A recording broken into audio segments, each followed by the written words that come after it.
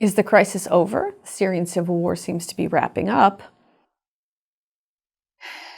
Humanitarian organizations have already started pulling their NGO funding from the host states and putting it all into Syria and assuming that Syria's reconstruction is going to be more important and take precedence over the refugees that are left in the host countries. They're counting on repatriation. So is it going to happen? Are Syrians going to go back? Is the crisis over? There's 3 recognized solutions to a refugee crisis: resettlement, local integration, and repatriation.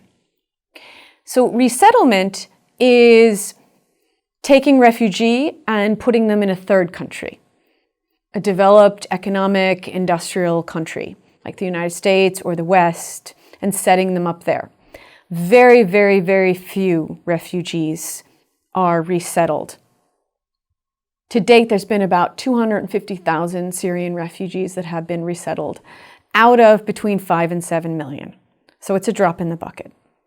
It's not a mass solution, particularly since the US, that used to host the most refugees, has pretty much is trying to close its doors.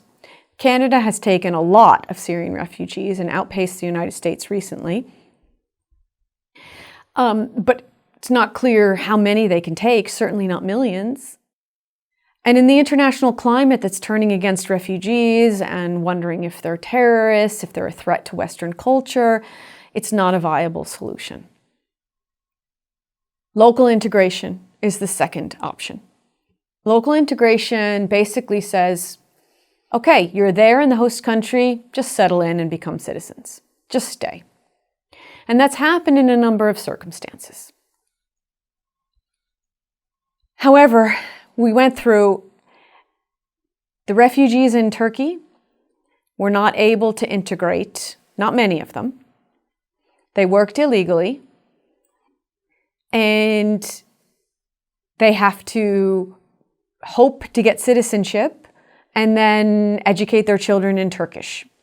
Many of those went to Europe. Many are still there. The refugees that went to Turkey that established businesses will almost certainly not return. The poorest that have not been able to make a living in Turkey and who have better prospects in Syria are the ones who will probably return to Syria. In Lebanon, the hopes for local integration are not very good.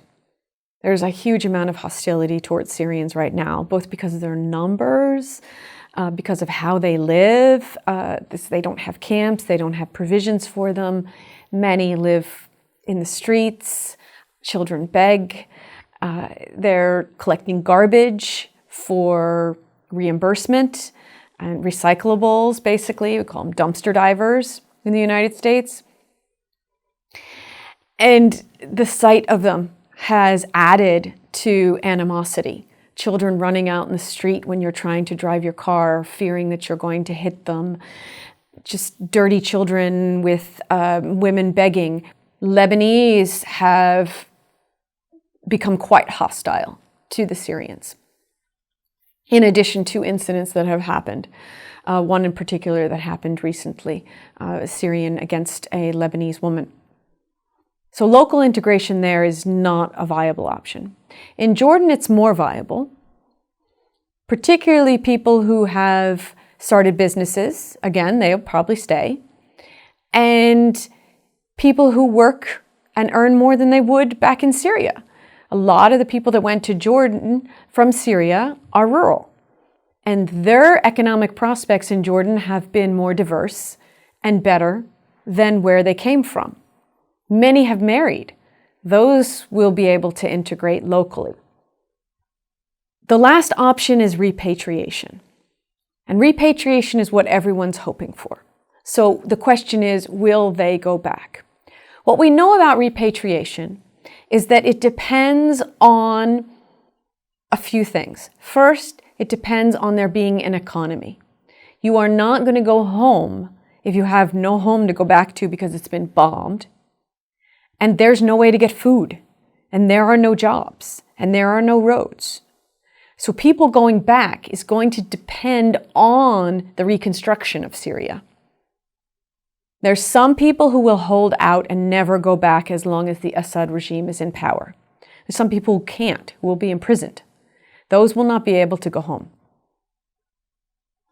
There's others that will demand stability. Youth have said they're about split between whether they'll go back and whether they won't.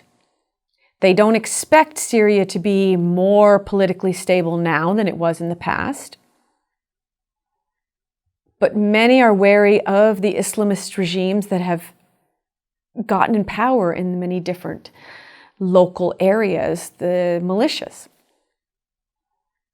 And they don't know what to expect. What's instrumental in repatriation is the activities of the UN and NGOs and local leaders. And in order for mass repatriation, people need to feel that they will be safe. They will not be imprisoned when they go back for having been in exile. And they will not be imprisoned for any political activities that they've done. And they can work. And there's an economy. So again, depending on the reconstruction of Syria. Politically, we don't know whether the people are going, that's their own choices. We don't know whether they're going to choose to go back or not. It may not be up to them. As I mentioned, there was parts in Arsal in Lebanon where people were forced to go back. And there are cases where people are being forced to go back. The countries could force them. It is against international law, but given the burden that these countries suffer, I can see it happening. Another important thing for people to return is that they have a place to return to. We know that the average moves a Syrian makes inside of their country before they become refugees and leave the country is 6. So they move 6 times before they leave the country. That is, they go to other places. Often they live in houses that someone has left from. There's a lot of movement in civil wars. People squat in other people's houses. This displacement and moving from house to house causes a problem when people want to return. People are living in your house. How do you kick them out? You need police to do that, a functioning police. Well, where are they going to go? They might not have a place to go. Their house was destroyed. We're still dealing with this issue from the Lebanese Civil War. It ended in 1990, 1991, and we still have people that are squatting in other people's houses that have not gone back. This is a long-term, difficult problem. For it to be solved, you need rule of law, security, and security forces that can establish an equitable outcome for the people who are living in that house now and the people who own the house or who had typically lived there. So that's one problem also. People are not probably going to go back to their own places where they live. They're going to go back to new places. There's an assumption that people coming back, refugees coming back, always spur development in a country that's coming out of violence or civil war.